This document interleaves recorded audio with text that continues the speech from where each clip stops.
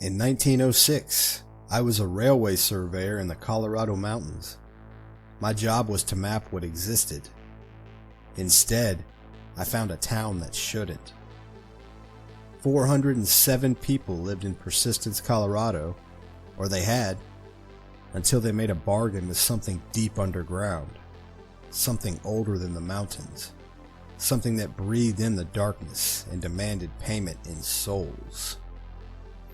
The mine is still there, still hungry, and every 20 years, another town disappears from the maps. The next one is due any day now.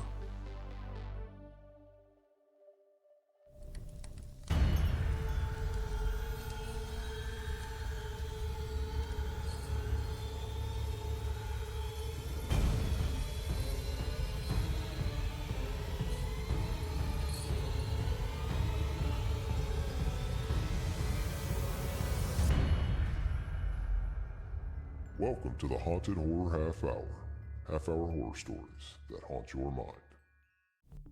I'm writing this account in the year of our Lord, 1907, though I suspect few will believe what I'm about to set down. My name is Samuel Hutchins, and I was, until 3 months ago, a surveyor for the Colorado and Southern Railway. I say was because I can no longer practice my profession. My hands shake too badly to hold the transit level steady, and the maps I once drew with such precision now come out warped and twisted, as if the land itself refuses to be properly recorded. But I'm getting ahead of myself. To understand what happened, you need to know about the town of Persistence, Colorado, or rather, you need to know that it shouldn't exist at all. It was the autumn of 1906 when the railway company sent me and my crew into the San Juan Mountains to survey a potential route through the Western Territories. There were 4 of us. Myself, my assistant Henry Blackwood, our camp hand Miguel Rios, and a Ute guide named John Whitefeather who knew the mountains better than any map. We'd been in the high country for 2 weeks, mapping gulches and measuring grades, when we came across something that wasn't on any of our charts. A road. Not a game trail or a prospector's path, but an actual road, graded and packed, cutting through a valley that our map showed as uninhabited wilderness. "That's peculiar," Henry said, scratching his beard. He was a methodical man, 10 years my senior, who'd been surveying since before the century turned. No settlements marked within 50 miles of here. John Whitefeather stood at the edge of the road, not speaking. His face had gone carefully blank in a way I'd learned meant he was deeply troubled. "What is it?" I asked him. "My grandfather spoke of this valley," he said quietly. "He said it was a bad place, a place where the earth is thin." "Thin?" Henry scoffed. "What's that supposed to mean?" "Thin between this world and the places beneath." John looked at me, his dark eyes serious. "We should go around, find another route." But Henry was already studying the road with professional interest. "This changes things. If there's already a settlement here, the company will want to know about it. Potential customers, freight contracts. Sam, we need to follow this road, see where it leads." I should have listened to John. That's what haunts me most in the small hours of the morning, when sleep won't come and I can still hear the sounds from that place. I should have listened, but I was young, only 26, and ambitious. A discovery like this could make my reputation.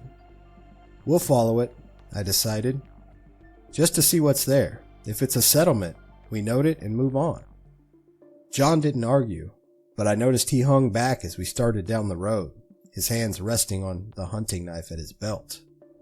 The road led us deeper into the valley, following a creek that ran red with iron-rich minerals. The aspens on either side had already turned, their leaves the color of old gold coins. But they hung too still in the mountain air. No wind stirred them. No birds sang in their branches. The only sound was our footfalls on the packed earth and the distant murmur of that red creek. We walked for perhaps an hour before we saw the first building. It was a barn, large and well constructed, sitting at the edge of what appeared to be farmland. But the fields had gone to seed. the crops unharvested and rotting in neat rows. The barn door stood open, swinging silently despite the lack of wind. "Hello?" Henry called out. "Anyone here?" His voice echoed strangely in the valley, as if the mountains were holding it for a moment before letting it go. No one answered. We continued on. More buildings appeared. A farmhouse with curtains in the windows, a chicken coop with no chickens, a well with a bucket hanging from its rope. Everything looked maintained, recently used even, but there was no one around. No people, no animals, no sound of life anywhere. Then we crested a small rise and saw the town itself. Persistence, Colorado. Population 407, according to the sign at the edge of town. It was a proper settlement, not just a mining camp or a way station. There was a main street with a general store, a saloon, a church with a white steeple, a schoolhouse, even a small bank. The buildings were painted, the boardwalks swept clean. Hitching posts stood ready outside the saloon. The schoolhouse bell hung silent in its tower. But the town was empty. Completely, utterly empty. "Where is everyone?" Miguel whispered. He'd taken his hat off, was clutching it in both hands like a child. We walked down the main street in a tight group, our boots echoing on the wooden boardwalk. The general store was unlocked. Inside, the shelves were fully stocked. Canned goods, dry goods, tools, fabric. A ledger lay open on the counter. The last entry dated October 3rd, 1906. 3 days ago. Someone had purchased a pound of coffee and a box of ammunition. The saloon was the same. Bottles lined the bar, glasses stood ready, cards were dealt out on a table as if the players had just stepped away for a moment. But a thick layer of dust covered everything, and when I picked up one of the cards, it crumbled in my hand like old leaves. "This doesn't make sense," Henry said. He was examining the dust with his finger. "This much dust takes months to accumulate, not days. But that ledger, the ledger is wrong," John Whitefeather said flatly. He was standing in the doorway, refusing to come further inside. "This place is old, much older than 3 days. "There could be an explanation," I said, though I was feeling less certain by the minute. "Disease, maybe? Everyone fled from disease." "Where are the bodies?" Miguel asked. "If there was a sickness, there would be bodies." He was right. We searched the town from end to end as the afternoon shadows grew long. We found no bodies, no signs of violence, no indication of what had happened to 407 people. But we did find other things. In the church, the pews were full of hymnals, all open to the same page. Hymn number 216, "Shall We Gather at the River?" But the hymnals were old, their pages yellow and brittle, some of them printed in a style I didn't recognize. In the schoolhouse, children's slates were laid out on desk, each one bearing the same sentence written over and over in different hands. "We must not speak of what we saw beneath the earth." In the bank, the vault stood open. It was empty except for a single ledger. Henry opened it and went pale. "What is it?" I asked. He showed me. The ledger documented deposits and withdrawals going back 30 years, all in the name of the Persistence Mining Company. But the amounts were wrong. They weren't in dollars. They were in other units. 12 souls, 7 children, 1 innocent. "This is some kind of joke," Henry said, but his voice shook. "Look at the dates," I said, pointing. The most recent entry was dated October 3rd, 1906. The deposit was listed as 407 residents, paid in full.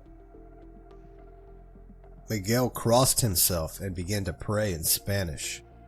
John Whitefeather had been standing at the bank's window, looking out at the street. Now he turned to us. "We need to leave. Now, before dark." "Before dark?" Henry said. "What happens at dark?" "I don't know, and I don't want to find out." But it was already too late. While we'd been in the bank, the sun had dropped behind the western peaks. The valley was filling with shadow, and with that shadow came a sound. Singing. faint at first, coming from somewhere beneath us, from underground. A choir of voices, hundreds of them, singing that same hymn we'd seen in the church. Shall we gather at the river? The sound grew louder, closer, as if it were rising up through the earth itself, and with it came a smell, sulfur and hot metal and something else, something organic and rotten that made my stomach heave. The mine, John said. The sound is coming from the mine. We hadn't seen a mine, but now, as full darkness fell, we could see lights appearing in the hillside above the town.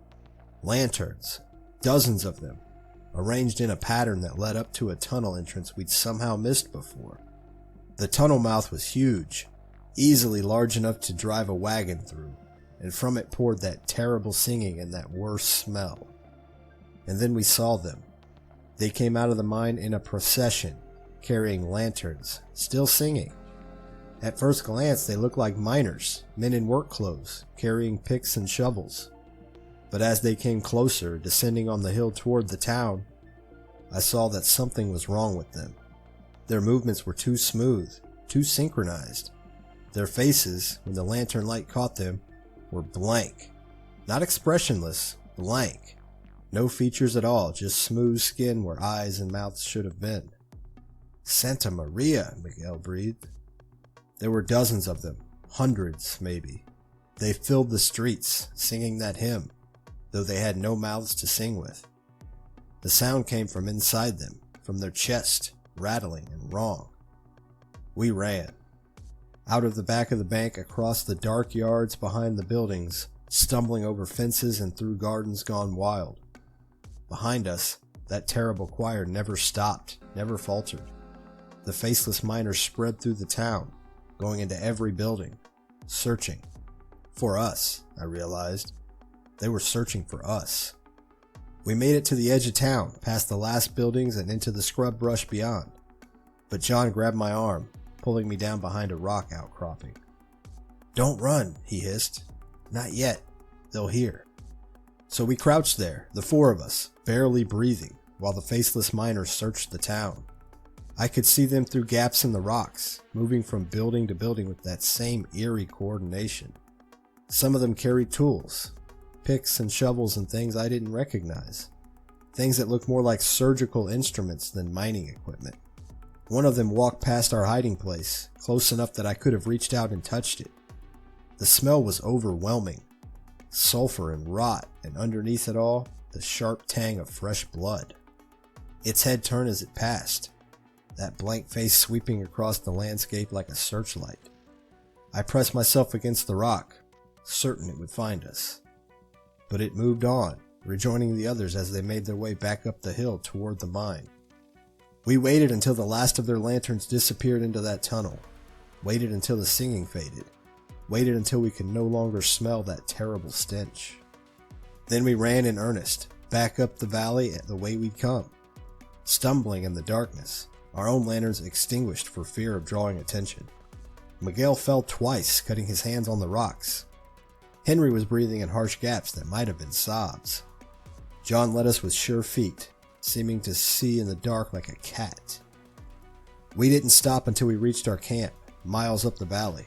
Our tents were still standing, our supplies undisturbed. We built up the fire to a bonfire, piling on wood until the flames leaped higher than our heads. Then we sat around it, too scared to sleep, too shocked to speak. Dawn was breaking when Henry finally found his voice. What were those things? None of us had an answer. My grandfather's stories, John said finally. He spoke of places where the earth is thin, where things from below can come through. The old people knew to avoid such places. They marked them with warnings. Those weren't natural, I said. Those were men once. The miners. Something happened to them. The ledger, Henry said. In the bank, it said the mining company made deposits. Paid in souls. You can't pay with souls, Miguel protested. That's devil talk. Can't you? Henry looked at each of us in turn. What if that's exactly what they did? What if they found something down there, something that would make them rich, and the price was their humanity? Their faces, their voices, their very selves. And the town? I asked. The 407 residents? The final payment, Henry said grimly. The ledger said paid in full. They gave up everyone. Everyone in the entire town. We should have left then. Should have packed up our camp and headed back to civilization to report what we'd found to the authorities. But Henry was a surveyor to his bones, and he insisted we needed proof. Photographs, measurements, something concrete to take back with us. They'll never believe us otherwise, he argued. They'll think we've gone mad. We need evidence. So against all sense and survival instinct, we returned to Persistence that afternoon. In daylight, the town looked almost normal again. The faceless miners were gone, presumably back in their mine. The building stood silent and empty under the autumn sun. We brought our camera equipment, our measuring tools, our notebooks. Henry photographed the buildings, the church, the school slates with their ominous message. I took measurements, drew maps, documented everything with the surveyor's precision. Miguel and John stood watch, their rifles ready. We were in the general store when we found the newspaper. It was wedged under the counter, yellowed and brittle. The Persistence Gazette, dated July 4th, 1906. The headline read, "Mine yields unprecedented bounty. Company celebrates richest strike in territory history." But it was the article below that made my blood run cold. Citizens report strange occurrences in mine level 7. Workers complain of voices in the deep tunnels, of lights where no lanterns burn. 3 miners have disappeared this week. Company foreman assures public there is no cause for alarm. We've simply tapped into regions that's never been before accessed by man, states Mr. Cornelius Blackwood. Such discoveries come naturally with certain adjustments. Blackwood, Henry said. That's your family name, I finished. Henry's face had gone gray. My grandfather, Cornelius Blackwood, he was a mining engineer. Disappeared in Colorado back in the 80s. My father never spoke of him. We kept reading. Issue after issue of the Gazette, each one documenting the town's slow transformation. The mine got richer. The miners got stranger. People started disappearing, but no one seemed overly concerned. It was as if the entire town was under some kind of spell, unable or unwilling to acknowledge what was happening. The final issue was dated September 13th, 1906. The headline was a single word: completion. There was no article, just a list. 407 names. Every resident of Persistence, from the oldest to the youngest. Next to each name was a single word: delivered. We need to see the mine, I said. Are you insane? Miguel demanded. We need to leave, not go deeper into this cursed place. He's right, John agreed. Nothing good comes from disturbing such places. But Henry was already gathering his equipment. My grandfather did this. My family's name is connected to whatever horror happened here. I need to know. I need to understand. In the end, we all went. Stupid, perhaps, but we'd come too far to turn back now. The mine entrance loomed above us like a mouth, the tunnel disappearing into darkness. The wooden timbers supporting it were carved with symbols I didn't recognize. Not English, not Spanish, not any native language John knew. They seemed to writhe in the falling afternoon light, as if they were alive. We lit our lanterns and entered. The first level was ordinary enough. A standard hard rock mine with tracks for ore carts, timber supports, side tunnels branching off at regular intervals. Our boots crunched on loose rock. Water dripped somewhere in the darkness. But the air was wrong. Too warm. And with that same sulfurous smell we'd encountered the night before. We descended. Level 2. Level 3. The mine went deep. Far deeper than any operation this size should have needed. The symbols carved into the timbers became more frequent, more elaborate. And the air grew warmer still. Until we were sweating despite the fact that we were hundreds of feet underground. At level 7, things changed. The tunnel widened into a cavern so vast our lantern light couldn't reach the far walls. And in the center of that cavern was a shaft, maybe 20 feet across, dropping down into darkness. But it wasn't natural. The walls of the shaft were too smooth, too regular. They were carved, or rather, they looked melted, as if something impossibly hot had burned its way up from below. Around the shaft were the miners, hundreds of them, standing in perfect, concentric circles facing the pit. They stood absolutely still, not breathing, not moving, just standing, their blank faces all turned toward that darkness. And from the darkness came a sound. Not singing this time, breathing. Something down there in the deep was breathing. Slow, deep breaths that seemed to make the entire mountain shudder. With each exhale came a wash of that terrible heat, so intense that it made our skin prickle. "This is wrong," John whispered. His face was streaming with sweat. "This is very wrong. Nothing natural breathes like that." Henry had moved to the edge of the pit, was shining his lantern down into it. "I can't see the bottom. It must go down hundreds of feet, maybe thousands." "Or maybe it has no bottom," Miguel said. His voice was shaking. "Maybe it goes down forever." I pulled out my surveying equipment, unable to help myself. I had to measure, to understand. The shaft was precisely 23 feet across. The symbols carved into the rock around it formed a pattern, a design that repeated every 8 feet. And when I looked at the pattern too long, my eyes began to water and my head began to ache. That's when the breathing changed. The rhythm quickened, like something became aware, becoming alert. And then, from deep within the impossible shaft came a voice. It wasn't loud, but it filled the entire cavern, seeming to come from inside our own heads. More. That single word, spoken in a chorus of voices, men, women, children, all speaking in perfect unison. Hungry, desperate, demanding. More. The faceless miners began to move. They turned as one, away from the pit, toward us. Though they had no eyes, I could feel them looking at us, seeing us, recognizing us as fresh offerings for whatever dwelled in that pit. They began to walk forward, still in perfect coordination, their tools raised. "Run," John said calmly. We ran. Back through the cavern, into the tunnel, our lanterns swinging wildly and casting crazy shadows on the walls. Behind us came the miners, their footsteps perfectly synchronized, a rhythmic thunder that shook the ground. And underneath it all, that voice kept calling. More, more, more. We made it to level 6 before Miguel fell. He tripped over a piece of timber, went down hard, his lantern flying from his hand and shattering against the wall. Before we could help him up, they were on him. The miners didn't kill him, not immediately. They grabbed him, lifted him, carried him back the way they'd come. Miguel screamed, fought, begged, but they were too strong, too many. They bore him away like ants carrying prey, back toward that awful shaft. His screams echoed for a long time. We three kept running, up and through the levels, our lungs burning, our legs shaking with exhaustion.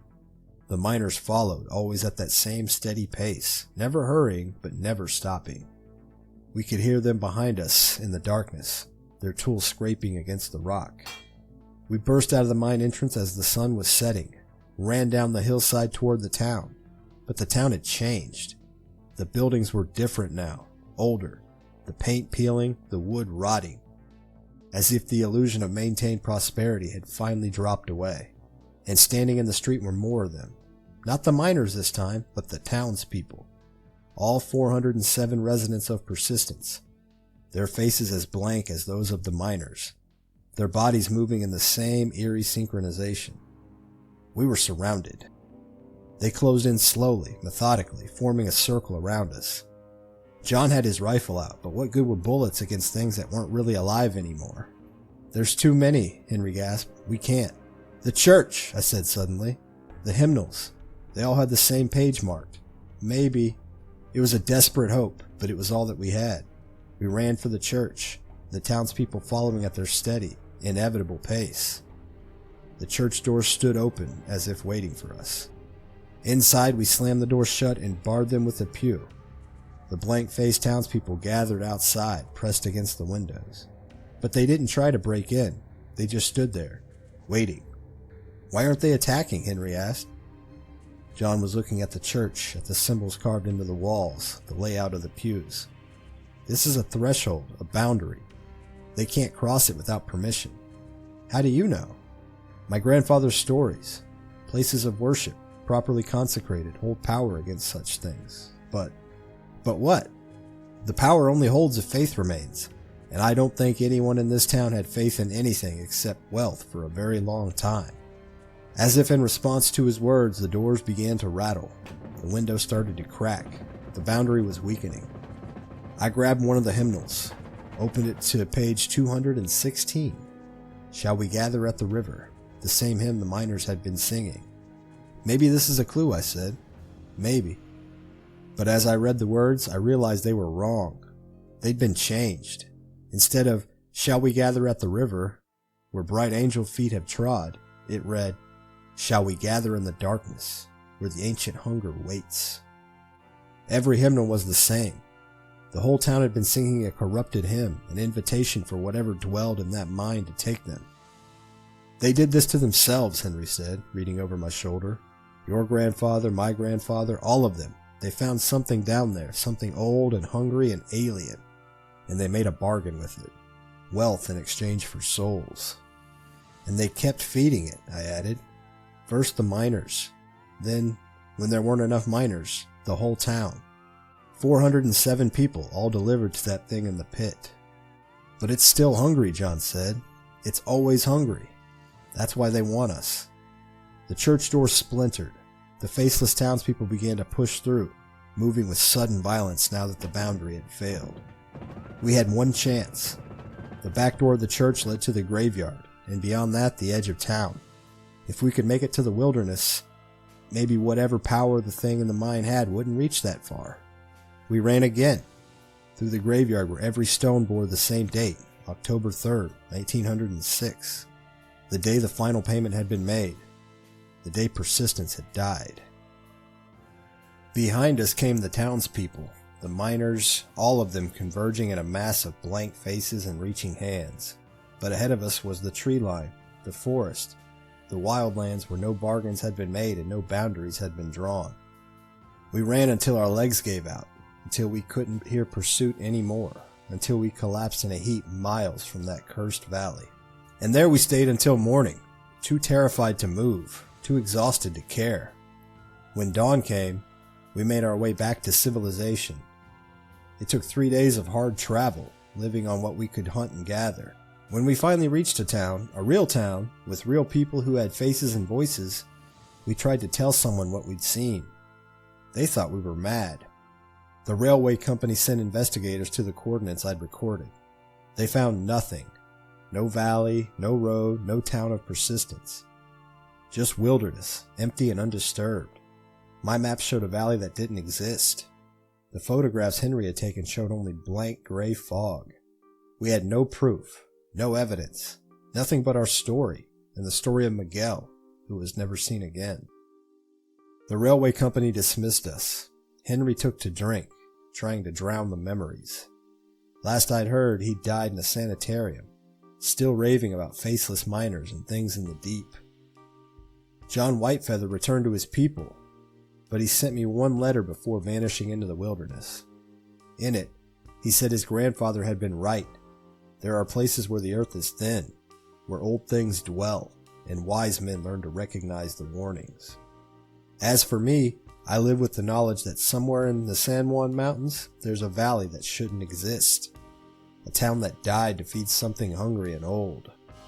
And that thing is still down there, still breathing, still waiting, still hungry. I've spent 3 years researching, digging through old records, trying to find any reference to Persistence or the Persistence Mining Company.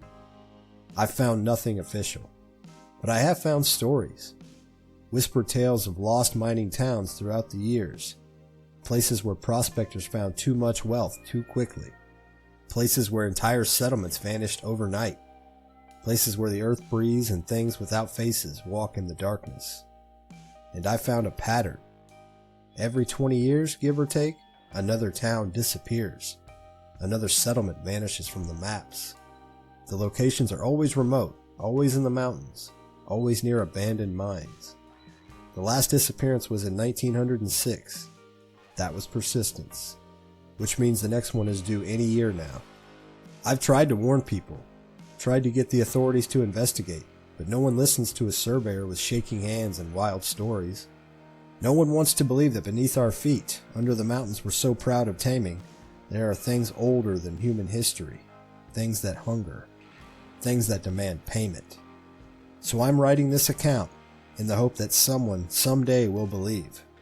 If you're reading this, if you've heard stories of a mining town where the wealth came too easily and the miners grew strange, stay away. If you find a valley on your maps that shouldn't be there, turn back. If you hear singing from underground, run. Because the thing in the deep doesn't care about your money or your ambitions. It doesn't care about your faith or your courage. All it cares about is feeding. And it's always hungry. Always. I dream about it sometimes. The shaft going down into the darkness. That rhythmic breathing. That voice calling more. And in my dreams, I'm back at that church, reading the corrupted hymn, understanding too late what it means. In my dreams, the blank-faced townspeople are singing it. The miners are singing it too. Miguel is singing it, his voice joining the chorus from wherever he is now, whatever he's become. And sometimes in the darkest part of the night, I catch myself humming it too. That's when I know the mine hasn't forgotten me. That's when I know that eventually, in 20 years or 30 or 50, when the thing in the deep gets hungry enough, it will reach out across the miles and pull me back into that valley. Because once you've seen it, once you've been touched by that ancient hunger, you belong to it. You're marked. And sooner or later, the marked always return. They always do. I'm 63 years old now. My hand shakes so badly I can barely write. I see blank faces in crowds. I hear breathing under the floor of my house. I wake up sometimes in the middle of the night, standing at my door, keys in hand, ready to drive west, to drive to the mountains, to find that valley one more time. Next week, I'm taking a trip, back to Colorado, back to the San Juans. I tell myself it's to finally prove what I saw, to find evidence that will make people believe. But I know the truth. The mine is calling. It's been calling for years, getting louder and louder until I can't hear anything else. And I'm so tired of fighting it. So tired of running. Maybe if I go back, if I give myself to that hunger in the deep, it will be satisfied. Maybe it will leave others alone. Maybe my payments will be enough. Or maybe I'm just another fool, like the miners of persistence, like everyone who ever thought they could bargain with ancient things. Maybe there's never enough. Maybe there never will be. I'm leaving this account with my landlady, with instructions to mail it to the territorial surveyor's office if I don't return within 2 weeks. I doubt I will. I doubt anyone who goes back to that valley ever does. But perhaps this record will serve as a warning. Perhaps someone will read it and learn. Stay away from places where wealth comes too easily. Stay away from mines that go too deep. Stay away from towns that aren't on the maps. And if you hear singing from underground, if you smell sulfur and hot metal, if you see faces that are too blank and movements that are too synchronized, run. Run and don't look back. Because once the thing in the deep sees you, it marks you as its own. There's no escape. There's only the waiting, the inevitable pull, the journey home to the place you never should have found. They're calling again. I can hear them now, even as I write this. The miners, the townspeople, Miguel, all of them singing that corrupted hymn, all of them waiting for me to join the chorus. And you know what terrifies me most? Part of me wants to. Part of me is ready to go home. To persistence, the town that shouldn't be.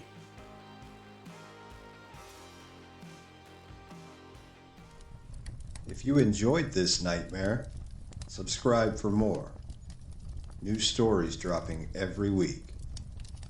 Sleep well, if you can.